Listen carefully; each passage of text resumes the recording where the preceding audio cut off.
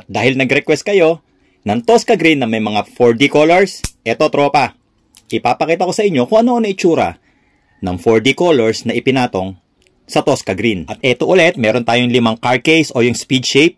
So kung mapapansin nyo, may kulay na yan tropa. Dahil tapos na nating applyan niya ng Surfacer UCH210. Yun yung primer gray. So ang next na gagawin naman natin dito, magbe-base na tayo. At eto na nga, nagbubuga na tayo ng base color natin. So nagbubuga tayo ng white 2102. Dahil nga Tosca Green yung ilalagay natin dito, dapat meron tayong base white. Ayan tropa, no? Kung magbubuga ng Tosca Green, dapat meron tayong base white. At nang matuyo na yung white, eto na, nagbubuga na tayo ng Tosca Green. Ang code nito tropa, 26322. So tapos na tayo mag-apply ng Tosca Green. Nilagyan natin to 2 to 3 coats tropa. Regardless kung ilang coat yung gawin mo, basta ang kailangan, pantay na pantay yan. Alright?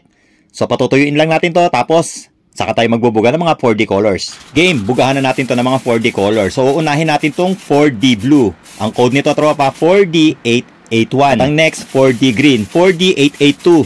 4D green over Tosca Green tropa oh. Tapos 4D violet naman tropa. Ito yung pinaka-paborito ko sa lahat ng 4D. Ito na siya oh. At ang next, 4D red tropa. So ang code naman nito, 4D884. At ang last natin na ibubuga, 4D gold. Ang code naman nito, 4D885. At ito na itsura ng mga 4D colors natin na nakapatong sa Tosca Green 26322. O dun sa mga nag-request nito tropa, eto. At least meron na kayong color guide. At saka nga pala, yung 4D colors, kapag ka natuyo, mas lalong tumitingkad tropa. Kasi kanina, di ba, pagkatapos natin mag-spray, hindi natin halos nakikita yung effect ng 4D. Pero nung natuyo na, eto, nalagyan ko na rin to ng top coat clear. Ito na itsura niya tropa. So ulitin ko, no, eto yung 4D blue tropa. Tignan mo yung kulay blue niya. Lumalaban talaga, di ba? Kahit na dark din, yung base niya na Tosca Green, kitang-kita pa din. Ito naman, yung 4D green. So ayun, parang naging metallic. Ang ganda rin ang effect ng green over Tosca Green. Angas, tropa.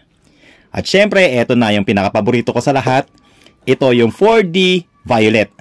Tignan mo naman yung kulay, tropa. Apakaangas. Tuwan-tuwa na naman yung mga nag-request nito. So ayan tropa, no? Sana napasaya ko kayo. At ang next, maganda rin to tropa, tignan mo. 4D red. Tignan mo yung kulay. Oh, di ba? Angas niya, lalo pagka nasisinaga ng liwanag, oh. Ang ganda. At ang pang last, eto na yung 4D gold. So ayun, ang bangis din ng kulay tropa. So ayan tropa, no? Sana nakakuha kayo ng idea. Pwedeng-pwede nyo nang gayahin to tropa. Ngayon, kung naghahanap kayo ng 4D colors, naandyan sa comment section yung shop natin sa Orange app. Pwede na kayo mag-order. So, doon sa mga tropa natin na nag-request nito. So, ayan tropa. Meron na kayong color guide. So, big shout out sa Samurai Paint Philippines. Syempre, sa Posh Motorcycle Shop. At syempre, sa lahat ng mga followers, subscribers, star senders ng Scooter Kid. Maraming salamat sa mga suporta nyo tropa. Apaka-solid nyo. So, kita-kits next video. Ride safe palagi. Peace!